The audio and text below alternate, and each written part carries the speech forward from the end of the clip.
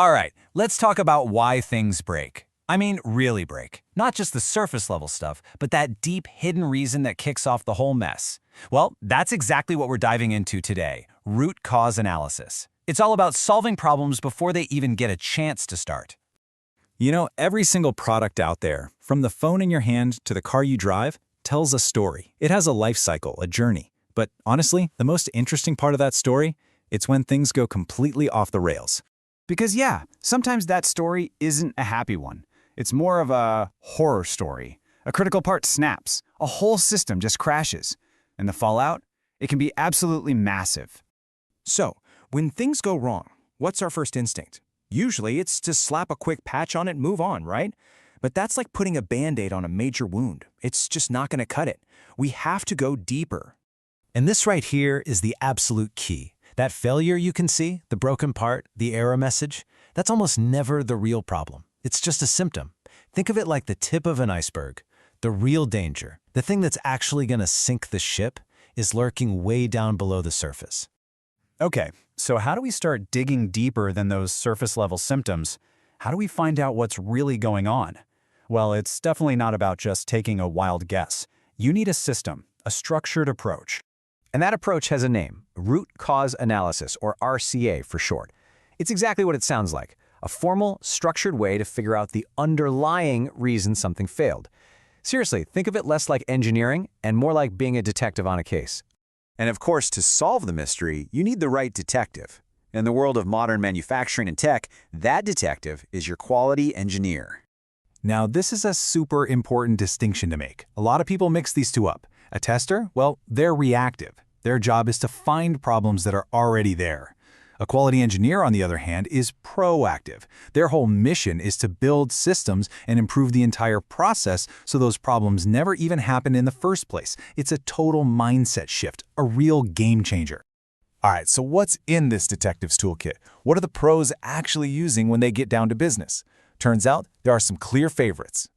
We're actually looking at some really cool data here from a survey of quality professionals. They basically asked them, forget the textbook, what tools do you rely on day in, day out for root cause analysis?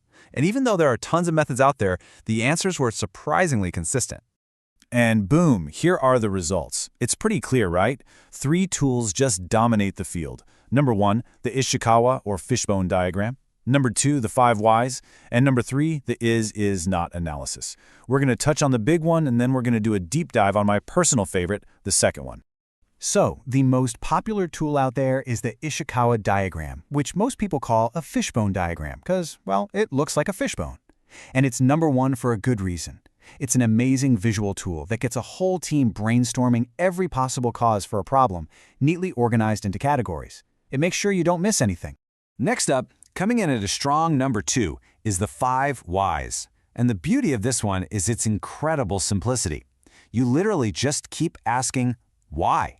It's like peeling back the layers of an onion to get to the core of the issue, moving past the symptoms to find that real cause and effect chain. Okay, enough theory. To really see how powerful the 5 whys can be, we need to see it in action. So let's walk through a perfect real-world example. All right, here's our problem. We've got an industrial fixture and the column will not lock. That's the symptom, the thing that's making everyone's day miserable. So let's start the clock. Question 1, why? Okay, first why. Why won't it lock? Turns out a loose screw got itself lodged in the tilting mechanism. Now, the easy thing to do would be to just fish out the screw and call it fixed, right? Wrong.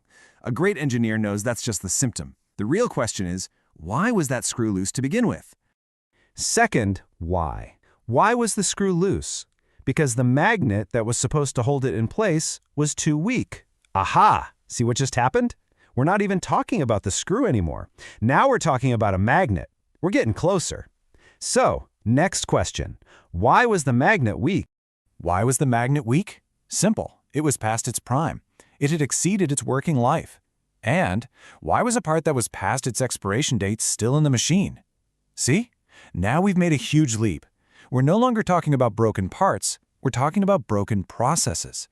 And that brings us to our 5th and final why. Why was it still in use? Because there was no preventative maintenance schedule to get it replaced on time. And there it is. That's our root cause. This is so important. The root cause wasn't a broken screw. It wasn't even a weak magnet. The root cause was a broken process. Yeah, you can remove the screw, and the machine will work for a little while. But if you fix the process, if you implement that maintenance schedule, you've just stopped this failure and probably a bunch of others from ever happening again. So this whole detective approach is obviously super powerful. But what's really exciting is that as our technology gets better, so do these methods. The future of quality assurance is all about getting out in front of problems before they're even problems. We're talking about building quality checks right into the design and development phases. We're talking about using AI to run thousands of digital simulations to predict failures before a single piece of metal is ever cut. It's the ultimate evolution from finding defects to preventing them from ever existing in the first place. So I'll leave you with this question. Next time something fails, whether it's a product on your line or just something in your own life, think about this. Are you just patching the crack you can see on the surface? Or are you going to do the hard work and find the real reason it cracked in the first place?